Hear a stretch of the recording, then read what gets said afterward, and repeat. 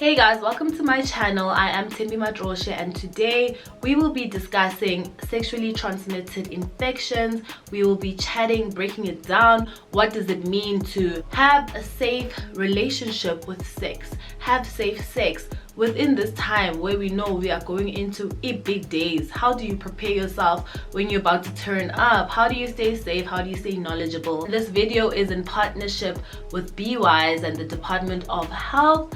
It provides us with the platform to have access to information designed by healthcare professionals, healthcare workers, healthcare experts, all to help us decode the landscape of information and healthcare resources that are available to us in South Africa.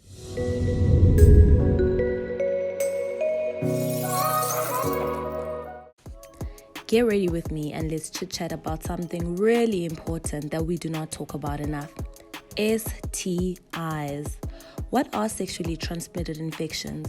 So an STI is an infection that is passed on from one individual to another through unprotected oral, vaginal, or anal sex with or from an infected person. There are different kinds of STIs and the most common are syphilis, HIV, HPV, gonorrhea, chlamydia, and herpes. Some STIs are asymptomatic, so not all will present symptoms such as white, yellow, or green discharge coming out of the penis or vagina, smelly discharge coming out of the penis or vagina, a burning feeling when you pass urine, sores on the vagina, penis, or anus, itching or redness around the vagina or penis, pain in the lower stomach, painful sex, pain in the testicles, swollen glands in the groin. Congenital STIs are STIs in pregnant women that can be passed on to babies through the placenta, the birth canal, or during delivery. These include syphilis, gonorrhea, chlamydia, and HIV. I feel like now we can get into the meat of our discussion, which is, I'm here to chat to you guys about how big days are coming up. How do we prepare? How do we prevent? How do we negotiate? How do we ensure that this festive season that we're entering into is safe, is healthy, is fun, is enjoyable, all in the name of safe sex? So for instance, how do you prepare for a big weekend? How do you prepare for your turn up environments where you know that you'll be engaging and interacting with different people and you might be sexually active in those times? Make sex convenient. Condoms are super easy to use. They are portable, they are small, they can fit into your backpacks, they can fit into your purses. So always make sure that you stay strapped, that you've got your condoms as easily accessible as possible. It's always a good idea to keep your condoms near your bed. Keep your lubricant near your bed as well. Condoms are super easy to get from grocery stores, pharmacies, garages, clinics, university or college bathrooms. Sometimes these condoms can be free. What does safe sex look like when you have multiple partners? So when I speak about multiple partners, I'm speaking about people who are either in polyamorous relationships or ethical non-monogamous relationships. And this is typically an environment where the partners are all aware that they are not in an exclusive environment. There's transparency and there's honesty. So by virtue of that, everyone is on the same page. You all know, or you might know, all of your different partners, or you have the knowledge that they are different individuals within this relationship. No sex is 100% safe. All sex has or poses some kind of risk. Sometimes the sex might pose a larger risk than other times. However, there is no sex that is 100% safe. With that said, condoms can protect, but they might not be 100% safe.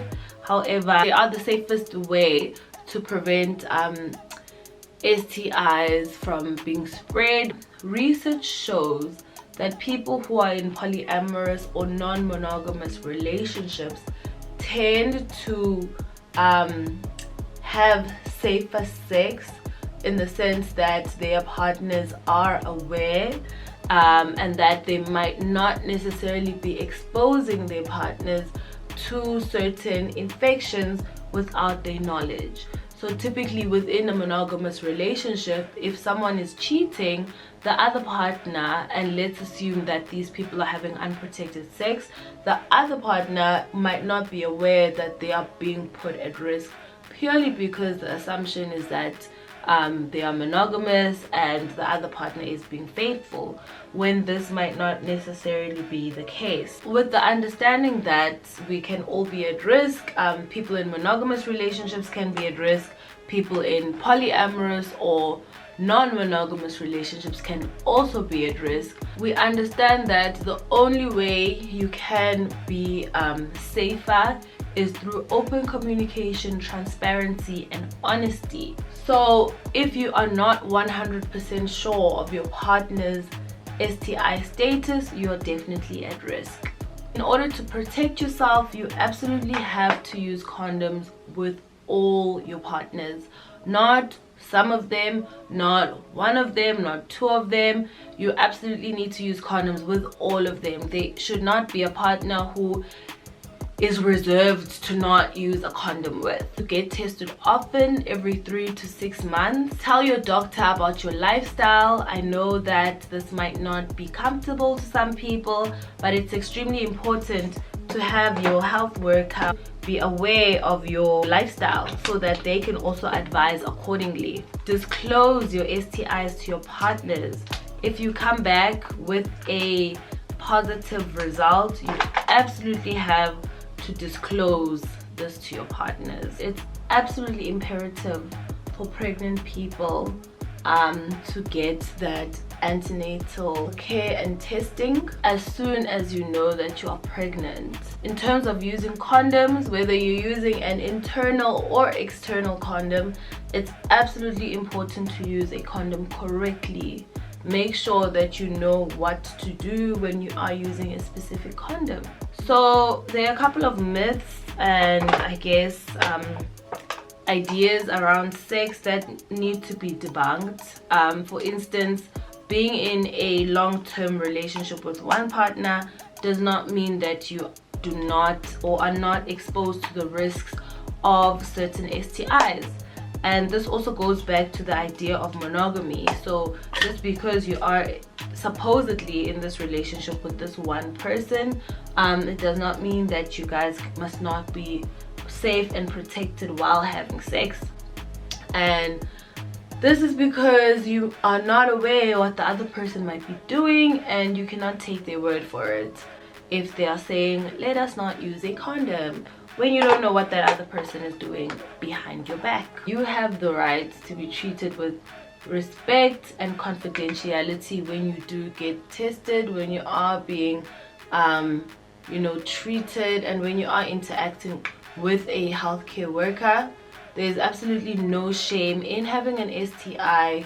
It's absolutely normal. It's just one of those things that you have to be honest with yourself about, and it does not have to be treated as a taboo. We are trying to open these channels of communication, and we are trying to normalize these conversations around STIs, because I feel that a lot of young people are afraid to have these conversations, and then as a result it harnesses extremely detrimental effects, because not having these conversations leads to the stigmatization.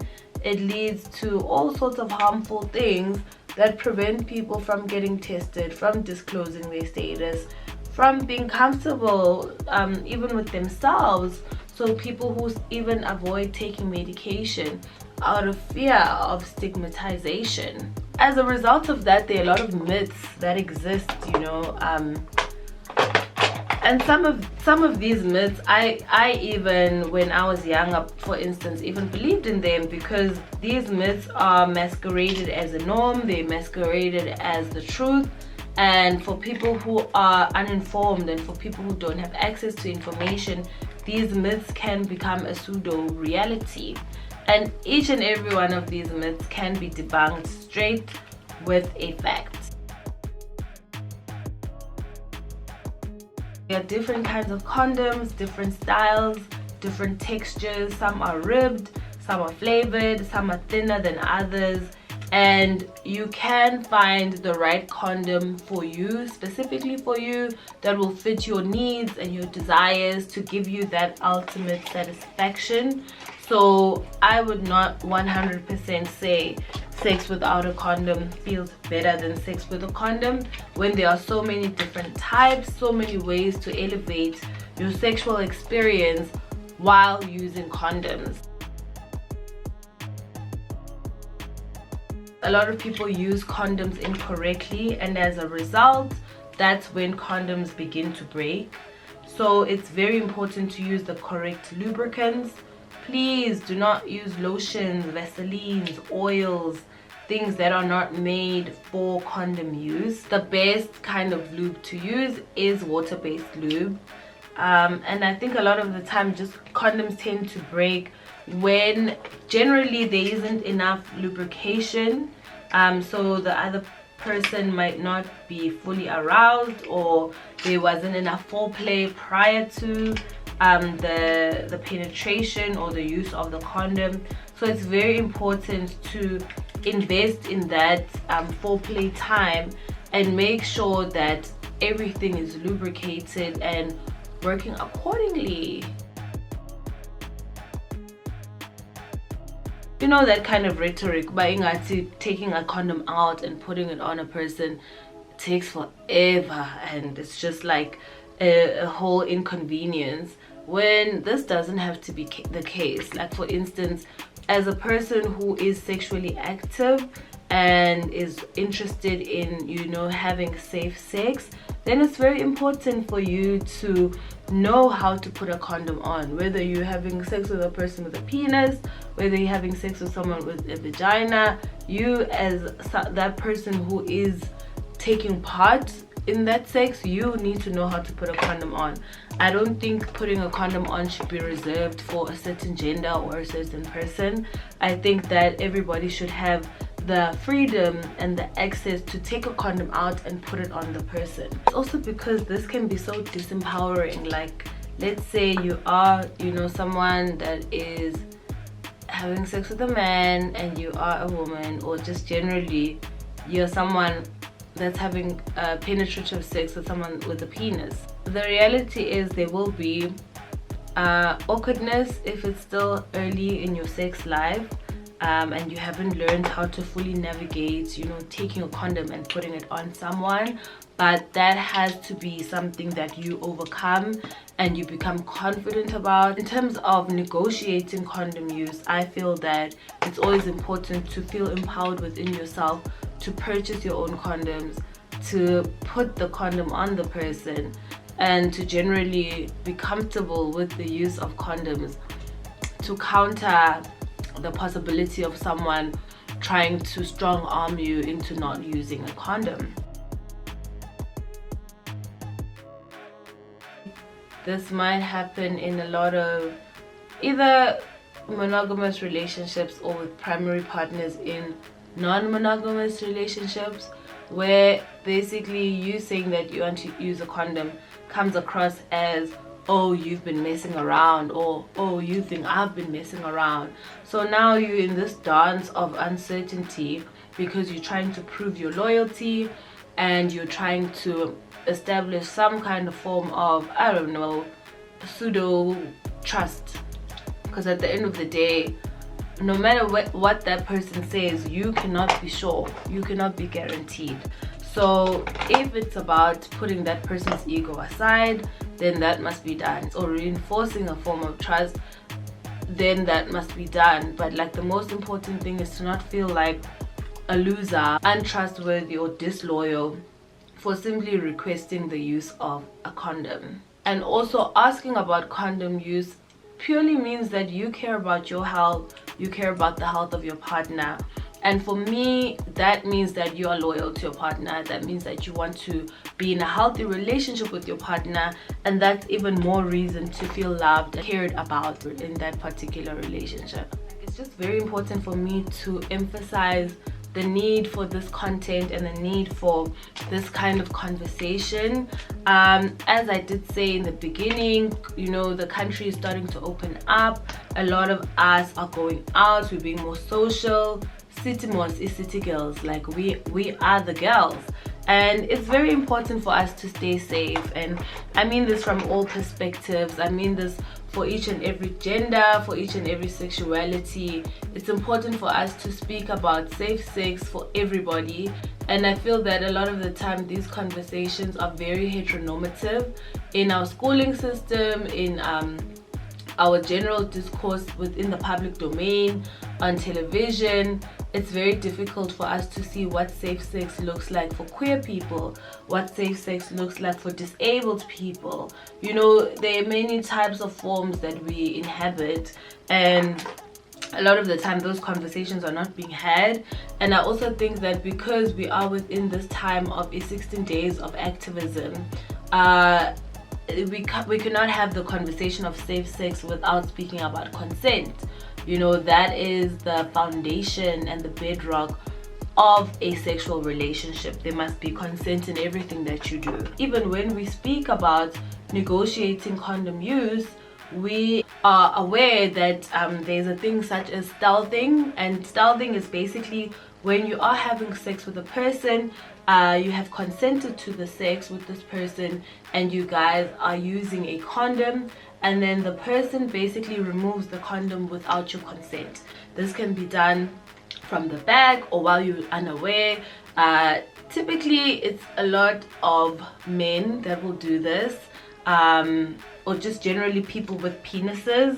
And so the immediate reaction is, of course, there is a power dynamic. If it's a man and a woman who are engaging in that sex, it is an act of violence. It's important for us to understand that it is a form of sexual assault, and a lot of people might have been stalked in the past and found out about it and were probably upset about it, but didn't even understand why they were feeling upset, because we aren't made to know that this is a form of sexual violence. It's a constant negotiation of your freedom, a constant negotiation of your joy, because obviously sex is supposed to be pleasurable and fun and amazing, but when you're not equipped with information, when you're disempowered, when you're taken advantage of, a lot of this stuff can happen to you even without your knowledge. The main thing is raising awareness, but also equipping you with the tools to know what to do when you're in certain situations. So all of these points of what is an STI, how do I know if I have it, what are the symptoms, what do I do to get it treated, all of that goes back to equipping you with the necessary tools to know what to do if you find yourself in that situation. And also purely just to normalize this conversation and be like, look dude, STIs are a problem, bro. STIs are a problem, and you know, we are dealing with an STI crisis in the country, particularly within groups of young people, teenagers being extremely prone to STIs. And the reality is, if these conversations aren't being had in the classroom, these conversations aren't being had at home, we need to create alternative spaces for those conversations, be it on YouTube, amongst our friendship circles. These conversations need to take place somewhere, somehow, within the public domain, and with the support and the backing of our own Department of Health, using verified information, knowing very well that the resources exist and ours is just to access and use them. Just knowing that you can have these conversations with extremely relatable individuals such as myself. I'm not a healthcare worker, however, you know, I've been given the opportunity and the platform to work with BYs and to have access to the amazing resources that are at our disposal. purely to educate myself, and of course to create this knowledge that can be dispersed, but it's also for self empowerment, also for, you know, as myself, what do I need to know about my own sexuality, what do I need to know about my own sex life, as someone who consistently speaks about being queer, someone who consistently speaks about being within polyamorous relationships. What does safety look like for me as a queer woman? A lot of the time those conversations aren't had either. So now you get to learn that, oh, I can actually perform oral sex on someone using a dental dam. What is a dental dam? How do I use a dental dam? You know, and that's the kind of information you find on these platforms. Like, I'm just here to give you a sliver of the information that exists, but now the baton has been given to you to fully research and to fully understand what is out there. I mean, there's plenty more that we can engage, and I wish that I could actually have a part 2 of this video where we purely just speak on people's experiences and not just information, because equipping, you know, people with information is one thing, but now speaking on actual experiences and allowing people to tell their stories, that is another, and it's equally important. Let's just begin this dialogue and continue. And that is it, my beautiful people. Thank you so much for tuning into this video. So we discussed namhlanje the need for information to circulate around sexually transmitted infections. Thank you so much to Be Wise and the Department of Health for partnering with me on this very important video. Don't forget to comment, like, and subscribe.